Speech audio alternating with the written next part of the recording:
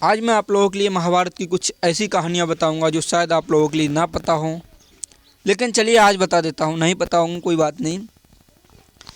आप लोगों ने महाभारत देखा होगा, पांडवों के गुरु थे द्रोणाचार्य। तो दुर्योधन का गुरु कौन था?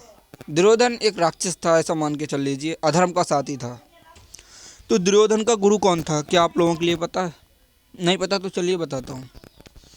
जो दुर्योधन ने छोटे से विद्या सीखी, मतलब जो छोटे से अस्त्र चलाना सीखा, वो तो उनके गुरु द्रोणाचार्य ने सिखाया था। लेकिन जो बड़े होकर उन्होंने गधा विद्या सीखी, तो वो विद्या उनके लिए बलराम ने सिखाई थी, यानी श्री कृष्ण जी के बड़े भाई दुर्योधन के गुरु थे। ये बात हमारे लिए एपिसोडों में बहुत कम बताई जाती है, लेकिन जब आप गूगल करोगे और कई जो महाभारत पढ़ोगे उसमें आप लोगों के लिए पता चल जाएगा।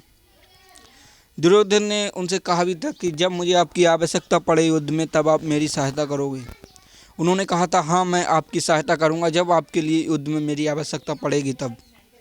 जब महाभारत का आखिरी दिन का युद्ध हुआ था तो उसमें भी आए थे बलराम जी, लेकिन फिर श्री कृष्ण जी के समझाने पर वो मान गए, वरना वो भीम से युद्ध करने के लिए तैयार हो चुके थे। अब आगे कहानी में ट्विस्ट आता है कि दुर्योधन के लिए स्वर्ग की प्राप्ति क्यों हुई। ये क्वेश्चन काफ़ी ज़्यादा आश्चर्यचकित है, तो चलिए मैं ये भी आप लोगों के लिए कॉमन कर देता हूँ। जब महाभारत का युद्ध शुरू हुआ था तो अर्जुन ने युद्ध करने से मना कर दिया था, इसलिए कि सामने उनके गुरु द्रोणाचार्य, भीष्म पितामह, सभी लोग मतलब अपने ही खड़े थे, जो एक साथ घर में खेले हों, एक आंगन में शिक्षा पाई हो, खेले हों, एक गुरु से शिक्षा पाई हो, और ख़ास तौर पर उनके गुरु उन्हीं के सामने खड़ी थी। फिर क्या होता है, श्री कृष्ण जी उनके लिए गीता का ज्ञान देते हैं, यानी कि ये अपने हैं तो आपके सामने क्यों खड़े हैं। यानी जो अपना होता है वो सामने युद्ध करने के लिए नहीं खड़ा होता है। और वो एक बात और कहते हैं कि जब द्रौपदी का चीरहरण हुआ था तब इनमें से किसी ने आवाज़ नहीं उठाई थी, तो ये किस बात के अपने हैं। चलो तुम तो हार गए थे, लेकिन इनके लिए तो आवाज़ उठानी चाहिए थी। फिर उसमें वो एक बात और कहते हैं कि प्रभु जो मेरे हाथ से मरेंगे, बेचारे जिन्होंने कुछ नहीं बिगाड़ा है, सिर्फ सैनिक हैं, वो मरेंगे तो उनका क्या हुआ। तो श्री कृष्ण जी ने गीता में एक बात कही थी कि जो इस धर्म युद्ध में मरेगा उसके लिए स्वर्ग की प्राप्ति होगी।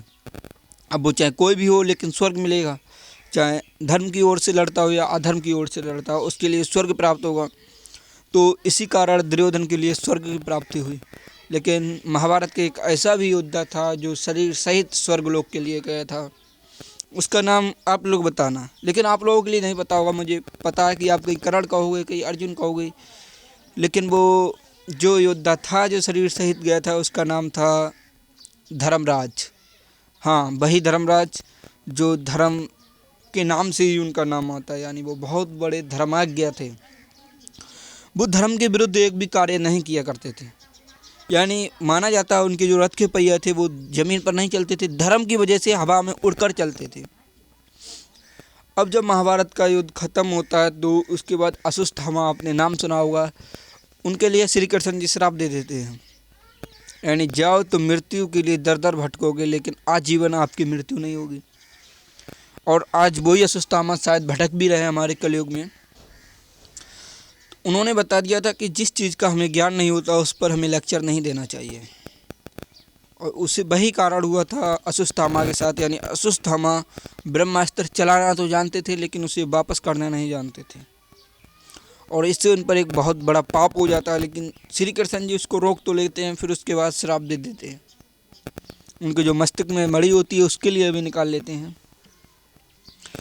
अब जो आगे कहानी शुरू होती है कि अभिमन्यु का वध हो गया, अभिमन्यु के पुत्र थे, लेकिन फिर उसके बाद क्या होता है वो कहानी मैं आपके लिए सेकंड पार्ट में बताऊंगा, जिसमें महाराज परीक्षित की कहानी आती है, जो अपने गांव में आप लोग कथा में सुनते होंगे। वो कहानी मैं नेक्स्ट भाग में आप लोगों के लिए बताऊंगा। बने रहिए, मेरी वीडियो की नेक्स्ट भाग जल्दी आ जाएगा यूट्यूब पर। तब तक आप चैनल के लिए सब्सक्राइब कर लेना। Thank you.